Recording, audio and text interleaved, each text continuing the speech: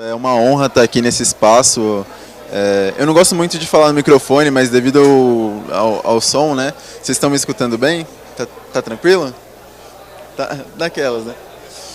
Mas, continuando, é uma honra mesmo estar aqui, porque eu acho que esse é o primeiro, para falar a verdade, esse é o primeiro evento de tecnologia que eu estou colando e tenho esse espaço aqui para falar sobre diversidade. Meu nome é Vinícius, né? Fazendo aqui uma mini apresentação. Eu sou, já avisando que eu sou da área de humanas, né? Então, eu fiz ciências sociais. Hoje eu sou cientista de dados. Isso é uma combinação que normalmente as pessoas já acham um pouco estranho, né? Porque tem sempre esse estigma. A ciência de dados realmente ela é muito pautada na matemática, na estatística, na lógica. E as ciências humanas meio que tem uma certa repulsa e vice-versa. Mas eu acho, essa palestra inclusive, eu estou aqui para pautar um pouco essa barreira que na realidade não existe. Essa barreira que é uma fronteira que a gente tem que pensar em superar já para os próximos anos. E eu acho que a ciência de dados é uma área que tem muito para nos ensinar nesse sentido. Então, como eu disse, eu sou cientista social formado pela USP. Sou um cientista de dados em constante formação, porque eu não acredito que hoje exista um caminho muito certo para você seguir, para você ser um cientista de dados. Um caminho que seja aquilo e acabou, como um diploma, uma cadeira de uma universidade. Mas isso também pode ser um lado positivo, porque permite pessoas que não teriam condição de ter uma rotina, de ter uma universidade, um curso de graduação, de entrarem nesse mundo, entrarem na tecnologia, inclusive sem precisar saber necessariamente toda essa carga de matemática, de estatística e lógica e programação.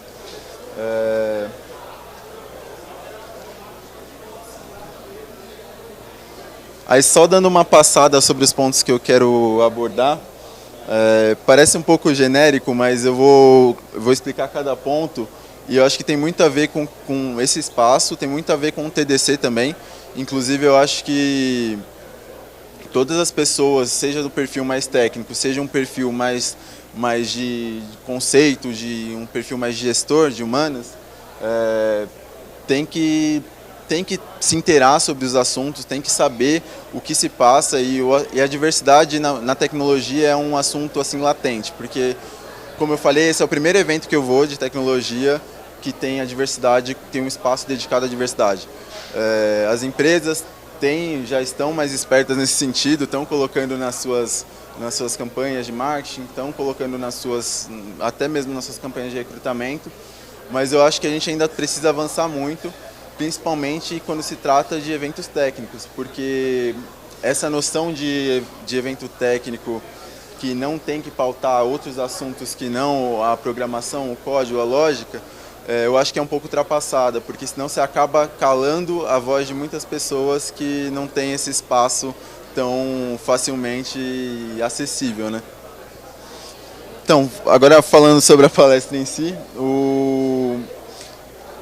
eu vou trazer alguns dados também do cenário de tecnologia no Brasil, uns dados que talvez vocês não tenham visto assim comumente, porque, enfim, isso é uma experiência minha também, quando eu colo em eventos de tecnologia, as informações que são passadas, todos os produtos que são exibidos são muito voltados ao mercado, são muito voltados aos negócios.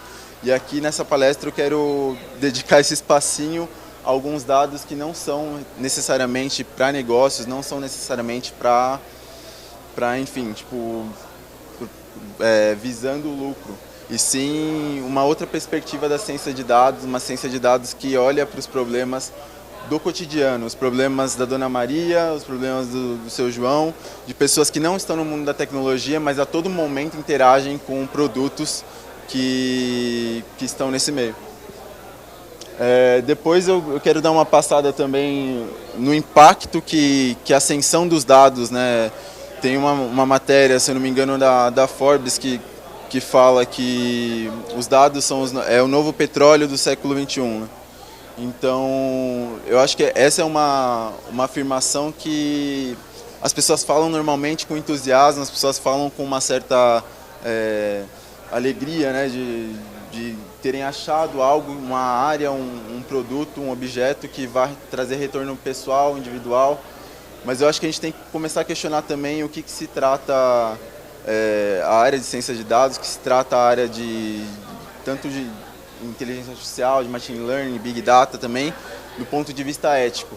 Eu acho que esse assunto lá fora já está sendo muito debatido, mas aqui a gente ainda está caminhando, assim. Pelo menos na minha experiência, eu não tive muito contato com profissionais que trouxessem esse debate mesmo, debate ético que envolve segurança da informação. A gente está com uma lei de proteção geral dos dados agora para ser aprovada, se não me engano já passou na Câmara, eu preciso me atualizar nesse sentido. Mas a gente também tem que pautar a questão da diversidade, a questão da falta de acesso, porque a tecnologia tem um certo paradigma, né? Ao mesmo tempo que ela não tem o perfil engessado da graduação, tem cursos, claro, ciência da computação e tal, mas trazendo para a minha área, trazendo para a ciência de dados, não existe hoje um curso de bacharelado com esse nome, pelo menos. A área ainda não tem essa formação e essa independência. Mas isso permite que muitas pessoas, como eu já falei, entrem nessa área sem necessariamente passar por um filtro social de um vestibular, um filtro social de uma mensalidade. Só que, por outro lado, exige um jogo de cintura também, porque você precisa ter tempo para se dedicar ao estudo de programação, de conceitos matemáticos e também exige um certo networking também, que eu acho que isso é inerente a todas as áreas da tecnologia, mas na ciência de dados, até por não ter uma regulamentação muito forte, você acaba só conseguindo um acesso ao mercado de trabalho se você tem contatos e você constrói o seu próprio portfólio. E para isso precisa de tempo, e tempo é um recurso que nem todo mundo tem. O terceiro ponto, eu estou enrolando muito nessa introdução, mas eu vou tentar ser mais breve também no resto. Eu vou passar 3 casos que eu acho que são referências para mim no que diz respeito à transformação social através dos dados, a transformação social através da ciência dos dados. Esses 3 casos eu tentei dividir de uma forma que também fosse um pouco diferente daquilo que eu vejo nos eventos normalmente, de casos de empresas de sucesso, ou produtos, ou campanhas de marketing.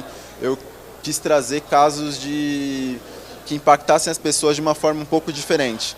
E aí eu dividi, só dando um preview, eu dividi em um caso de uma empresa, de fato, que com uma solução conseguiu trazer um benefício, conseguiu trazer uma inovação que até então estava bem difícil assim, de se conseguir, tanto pela via técnica quanto pela via humana. Um outro projeto, que é um projeto bem maior, mas é um projeto governamental. Então, um do setor privado, um do setor governamental e um outro de um terceiro setor, que seriam os movimentos independentes da tecnologia, que estão aí na rua, estão fazendo os corre, muitas vezes sem o apoio financeiro de empresas, mas com sangue, com a coragem e transformando a realidade de muita gente. E eu acho que é isso que eu queria trazer para esse TDC, queria trazer para esse evento, para a gente começar a discutir também. Essa galera às vezes vem, mas às vezes vem pelas empresas. Eu queria que chegasse num nível em que os movimentos pudessem vir também como pessoas que pudessem contribuir com o evento, né? E aí no final eu vou dar um preview mais um overview aí do que a gente pode fazer enquanto indivíduo nesse cenário aí, que para trazer, eu acho que é comum a todos que estão aqui fazer da tecnologia, fazer da ciência de dados uma área mais abrangente, uma área que envolva pessoas não com aquele perfil que a gente já está cansado de saber. Aí só um detalhe também, como eu falei, eu já fui em alguns eventos de nível técnico muito alto, uns eventos muito bons, mas o último me deixou meio bolado, assim, no sentido que foi o Big Data Day, não sei se alguém aqui colou, a Sula eu sei que colou.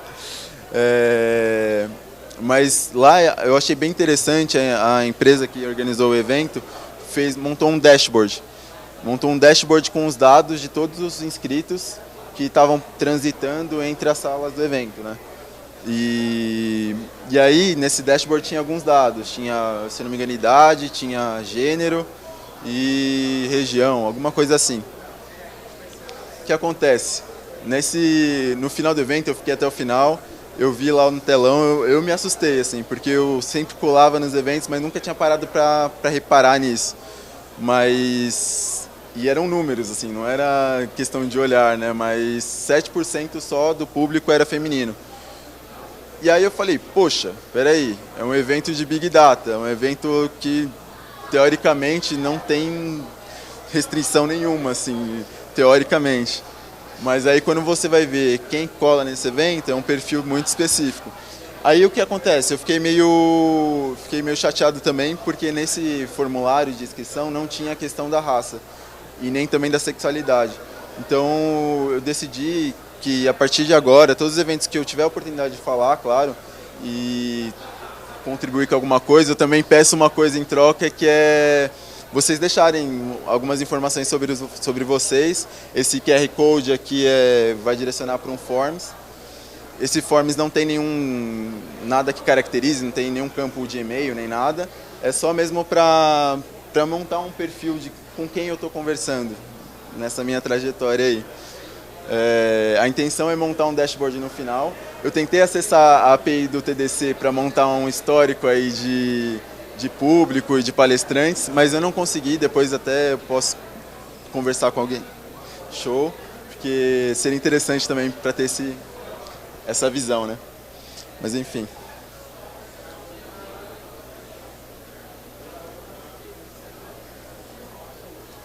Essa frase é uma frase que me impactou muito quando eu comecei a entrar no mundo da tecnologia, porque no princípio eu achava super bacana, assim, porque essa sempre foi minha filosofia, essa sempre foi a minha pegada de tecnologia para as pessoas, não é nem para negócios ou para coisas que estão distantes da minha realidade naquela época, né? Mas tecnologia que mude o contexto, mude a realidade de alguém. Só que aí também essa frase tem alguns problemas.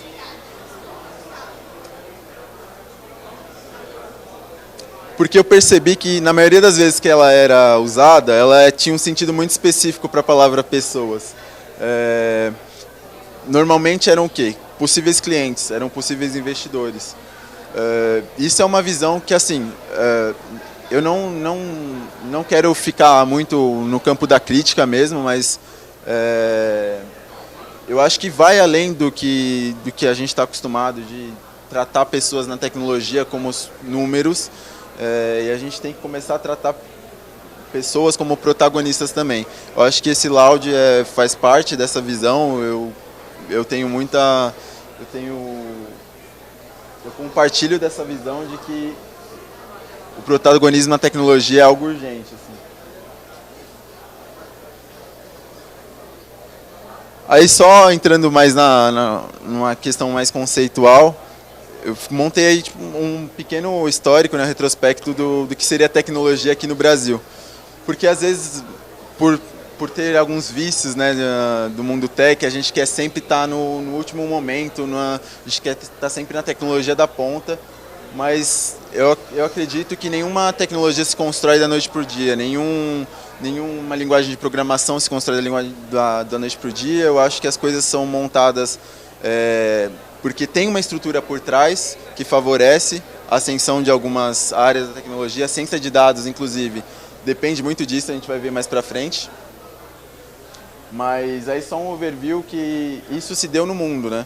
Essa linha que muitos aprendem, inclusive na escola, de primeira revolução industrial, segunda revolução industrial, terceira revolução industrial, é uma coisa que se deu no mundo, mas as pessoas não também param para pensar como foi aqui no Brasil. Foi um pouco diferente.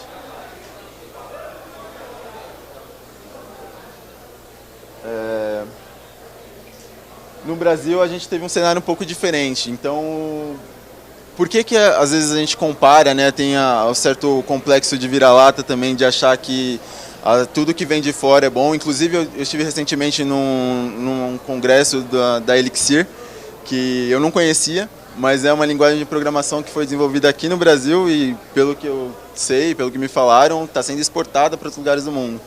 Então, a gente tem que também quebrar esse estigma, porque a gente teve muitas dificuldades no campo da tecnologia. Eu estou falando tecnologia não como software já, mas desde lá o princípio.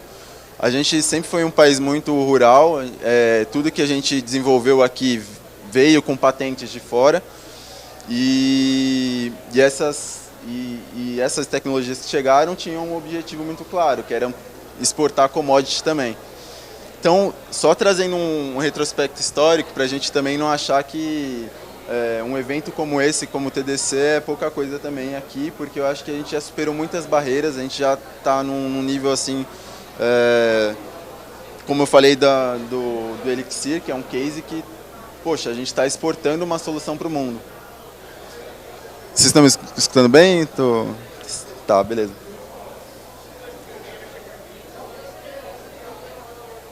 Aí também alguns dados, não vai dar para ler cada linha aqui do gráfico, mas o mais importante aqui é que a gente tem que ter um cenário também do que é a educação para a tecnologia hoje.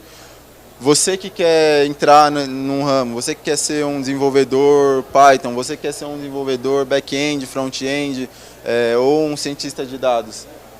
O que você precisa hoje, né? Normalmente as pessoas falam a cara e a coragem, porque já tem uma porrada de material na internet e você pode, sei lá, se virar. Só que também volta naquele ponto que eu falei, isso exige tempo, isso exige estrutura. Então, aí só um cenário do que é a escola pública hoje, assim, no Brasil. Como que é a média, né, de escolas que tem essas estruturas aqui. Aí um detalhe só para o laboratório de informática, que a maioria das escolas está abaixo da média. A maioria das escolas não tem esse equipamento bem instalado e quando tem, inclusive, está sendo mal utilizado ou abandonado. E aí vai entrar um pouco no que eu quero falar um pouco depois, mas a gente tem que começar a pensar que isso é um material humano muito valioso que a gente está perdendo. Inclusive, voltando até mesmo para as empresas, até mesmo para a economia. Porque se a gente incentiva os jovens desde cedo a entrar nesse mundo, a gente pode transformar essas estatísticas, pode transformar inclusive outras estatísticas que a gente sabe, de violência, de encarceramento. Então o papel social, eu acho, da tecnologia, não só da ciência de dados, eu puxo para minha sardinha, né, mas não só, inclusive todas as áreas aqui, todas as trilhas que tem no TDC, eu acho que poderiam contribuir e contribuem muito para a mudança de vida de muitos jovens. Aí só também uma diferença, né? Porque se a gente coloca escola num bolo só, a gente não consegue ver qual que é a diferença entre escolas públicas e privadas, que é outro cenário também. Curiosamente, laboratórios de informática, a gente tem uma equiparação aí, pelo menos os dados que o Nexo mostrou em 2019. Só que é aquilo, a gente tem um laboratório, mas está sendo usado, é sempre essa mesma questão. E as outras estruturas também a gente vê que não estão tão párias assim, né? Enfim. Aí só um conceito importante também, mais para a área de ciência de dados mesmo, que é a lei de Moore. O que é basicamente a lei de Moore? Não sei se todo mundo aqui teve contato com esse termo e tal, mas esqueci, mas deu um branco agora, mas o Gordon Moore, ele fez uma previsão em 1965, se eu não me engano, de que a capacidade de processamento de dados ia crescer a cada 1 ano e meio, ia duplicar. Isso ia se repetir exponencialmente. Isso em 1965. Alan Moore, eu acho, se não me engano, faleceu na década de 70, 80. Ele não chegou a ver a sua previsão sendo concretizada, mas hoje a gente tem total certeza que é isso mesmo, assim. Então a capacidade de processamento ela subiu muito. A gente pode ver aqui que em 2010 já, assim, Esse gráfico é um gráfico... Aquele é o gráfico exponencial. Esse é exponencial. Aquele ali ele mostra uma linha reta, né? Então já com os processadores, com os modelos mais certos, assim, que é um cenário que o Moore não viu, mas que se concretizou até hoje. Poxa, não preciso nem falar muito, assim, tipo, quem teve um Nextel da vida, quem teve até, vamos falar de videogame, sei lá, um Atari, nem se compara o poder de processamento dele com, sei lá, um PlayStation 3, 4 que está aí. E por que eu estou falando isso? Porque assim como o poder de processamento, outras coisas evoluíram juntamente com isso. Aqui a gente pode ver, é um histórico da humanidade também, desde 8 mil anos antes de Cristo. A produção de energia foi crescer muito também a partir da máquina de gás. Então são mudanças que vão transformando o contexto social. A gente estudou na escola que, sei lá, a primeira revolução industrial tornou a vida das pessoas um pouco diferente. As pessoas pararam de manufaturar, começaram a trabalhar em linha de fábrica. E aí voltando um pouco o slide, os dados também estão indo para esse caminho, para ser um marco na história da humanidade de transformação. A gente não sabe ainda para qual horizonte que a gente vai apontar, mas essa é a ideia aqui essa é a ideia que eu estou querendo passar, né, que estou querendo vender. Aí também um histórico em 5 anos, né, o quanto a tecnologia de inteligência artificial, a gente estava lá na máquina a vapor, agora vamos para inteligência artificial. A máquina a vapor demorou cerca de 5 décadas para se desenvolver, desde os protótipos até a máquina que realmente ia para a linha de produção. Aqui na inteligência artificial a gente teve um avanço muito marcante em 5 anos só. Aqui, inclusive eu deixei em inglês aqui que eu não achei o arquivo traduzido, mas foi o primeiro algoritmo do Google que identificava gatos, tinha 75% de assertividade. Aí tiveram vários marcos, né? Hoje a gente já está quase em processo de produção um carro que anda sozinho, usando o mesmo conceito de inteligência artificial, de reconhecimento. Então eu acho que isso também é uma prova do que eu tento falar, que o potencial dos dados de transformar o cenário que a gente vive. Aí só um resumo, né, os pontos positivos e negativos disso. Porque é bom sempre a gente ficar esperto, sempre questionar o quão esses dados são brilhantes, como o petróleo que a Forbes quis dizer, né? Os pontos positivos, realmente, aumento da produtividade, ampliação do controle sobre produção, redução de custos e principalmente diminuição da carga horária de trabalho manual, de trabalho repetitivo. Então a gente chegou num nível da indústria 4.0. Então a indústria não precisa necessariamente de pessoas, até nem pessoas que façam manutenção regular das máquinas. Então a gente está num nível de emancipação do trabalho muito forte, muito acelerado. Pessoas estão trabalhando de casa, a gente sabe, coworking, quem está no mundo da programação sabe, né? Mas aí que está, quem está no mundo da programação. Os pontos negativos são: a gente tem uma disparidade salarial muito grande entre aquele que está no desenvolvimento de uma grande empresa e aquele que está, sei lá, como terceirizado nessa mesma empresa, limpando o chão e fazendo atividades ainda manuais. Então, esse é um cenário que a gente precisa tomar muito cuidado, porque não é tão abrangente assim quando a gente pensa. Às vezes a gente se fecha numa bolha e seria interessante a gente começar a questionar, começar a trazer essas pessoas que estão fora para dentro da nossa bolha também e explodir ela, esse é o sentido, né? E aí acabou o tempo, acabei enrolando demais, mas só para finalizar, tinha bastante coisa ainda, mas acho que o principal... A apresentação, se não me engano, está no site também, qualquer um pode baixar, né? Aí um pouco um caso mais que é o terceiro caso que eu estava... Pessoas que estão no corre fazendo, hoje inclusive, a área da tecnologia ser diferente, não só a área da tecnologia, mas as outras áreas se transformarem também. Esses são só 5 projetos, assim, tipo, eu tive que enxugar muito, porque não ia dar tempo de falar de todos.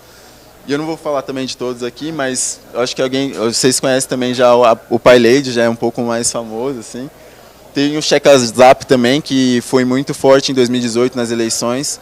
Foi um grupo que criou uma rede de comunicação nos grupos de WhatsApp para identificar quando tinha uma fake news ou alguém querendo sacanear, passar alguma mensagem bloatware.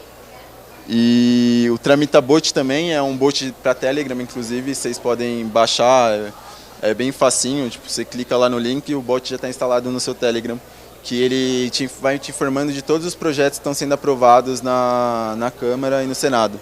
Então é bem útil, inclusive, nos dias de hoje, né? QuebraDev, não preciso nem falar, também é um podcast que está na periferia, que está ensinando as pessoas a programar e está tipo, levando também essas discussões que tem aqui no TDC, por exemplo, para lugares mais distantes. Assim, e eu acho isso de uma importância muito grande. DataLab também é lá do Rio de Janeiro, um pessoal muito corre de juntar, de organizar os dados públicos da lei de acesso à informação. Então, os dados estão disponíveis, mas quem já trabalhou com dados da lei de acesso à informação é bem complicado. Estão mal estruturados, às vezes o link cai, o servidor cai, ninguém sabe onde está esse servidor. E aí é isso. Então, são projetos muito interessantes, indico para todo mundo conhecer. É um agradecimento especial à TDC Diversidade pelo convite, pessoas assim maravilhosas que eu não tinha noção que já estavam fazendo um trabalho super importante aqui dentro. É o meu primeiro TDC, inclusive, e eu estou muito feliz de estar aqui. O Afrotech também, que foi a ponte que me trouxe até aqui. Sula está aí, o pessoal está aí. E um agradecimento também ao Alan Turing, né? Vamos reforçar aqui, né? Ateu, homossexual e pai da ciência da computação. E é isso.